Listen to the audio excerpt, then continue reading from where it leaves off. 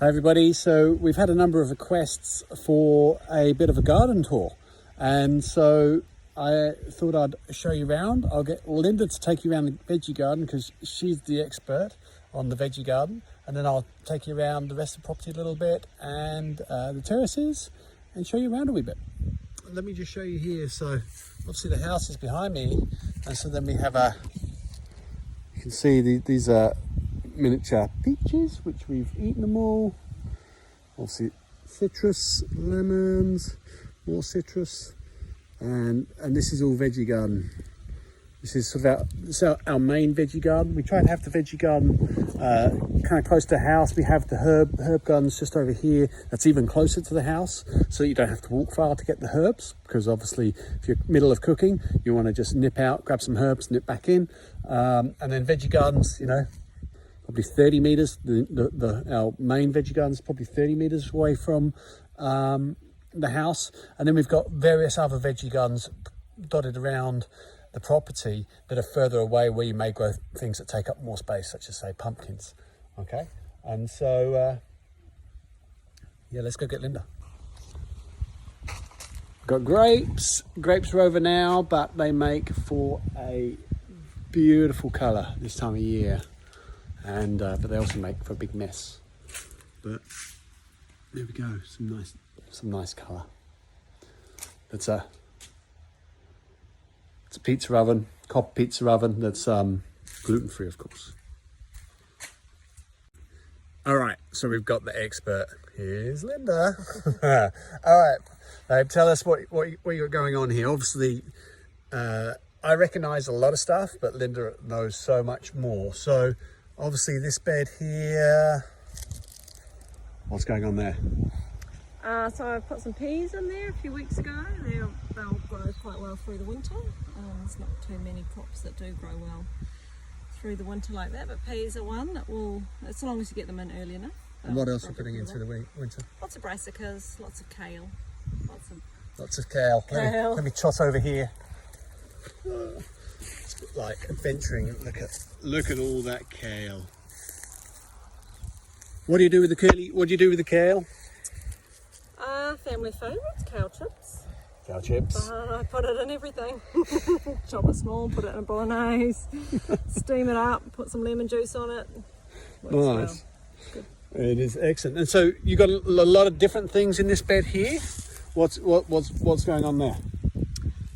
That's just sort of a bit of leftovers from the summer and spring. So we've still got some kale in there, got a old broccoli in there, got a kohlrabi down there, which the girls haven't spotted yet. They'll be pleased when they see it. Do they like kohlrabi? They love kohlrabi. And so is that like a Japanese root vegetable? Is that what it is? I don't know what its origin is. Oh, probably just made that up, didn't I? Is that basil? There's some basil there still. Recognise the basil. Still holding out from the summer because we haven't had too many frosts or anything yet. And the celery? Where's the celery? Is that celery or no? It's not it's celery. Also parsley, darling. Parsley. This is why she's the expert. And so you've got a lot more little guys in here. Yep, a few more brassicas coming in. More kale to south zone, so I've just moved it around. I've left some things going to seed because that helps bring the beneficial insects in.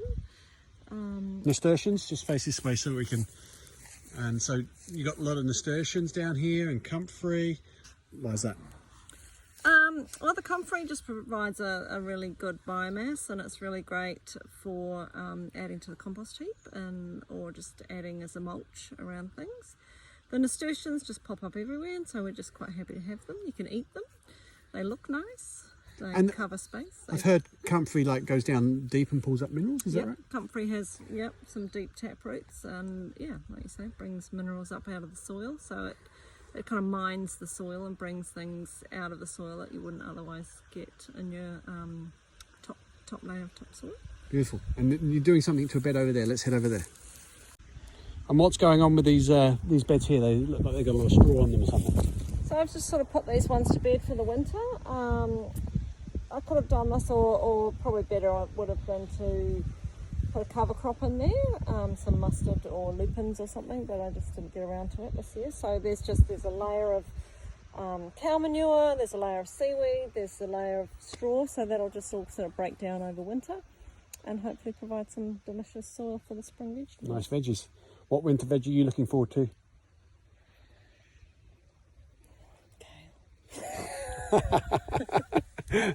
Always the kale. Kale is the winner at the end of the day, isn't it? Well, thanks, babe. I'll let you get back to it. Thank you.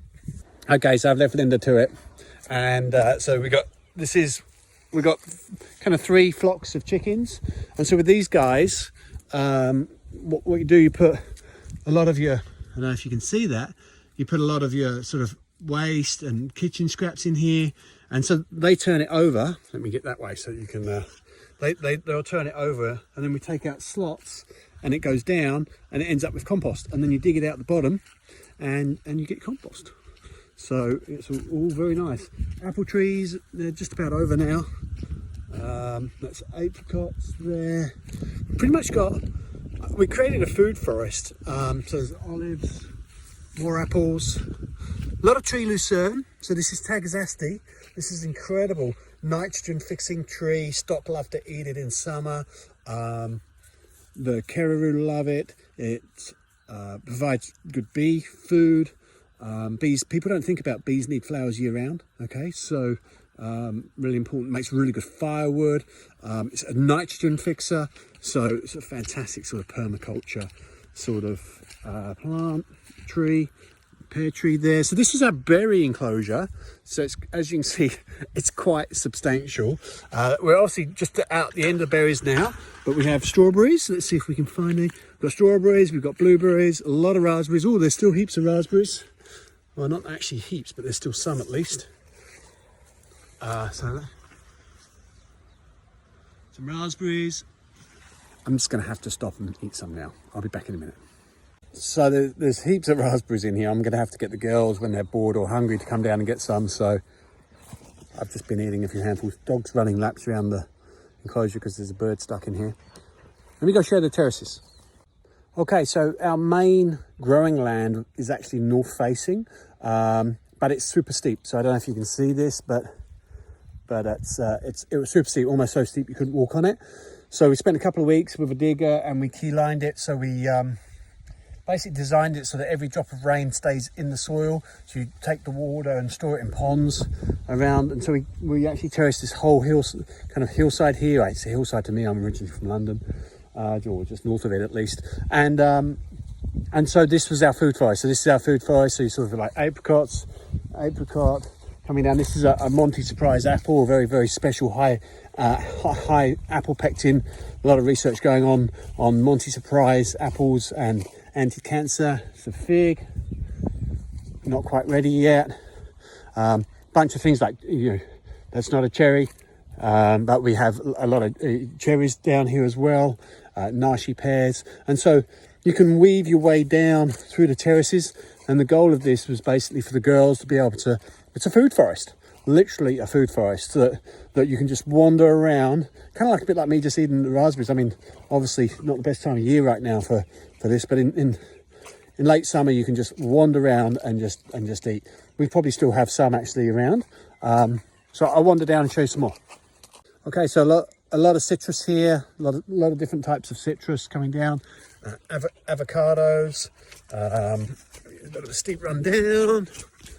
Avocado tree. So I think we got about 180 avocados off that one this year. They're incredibly prolific, but they do take quite a while to, that's I think 7 years to really start fruiting. Although you can get grafted ones that start earlier. Coming on down, another chicken tractor. So this is a mobile chicken tractor that we use for kind of mowing the terraces.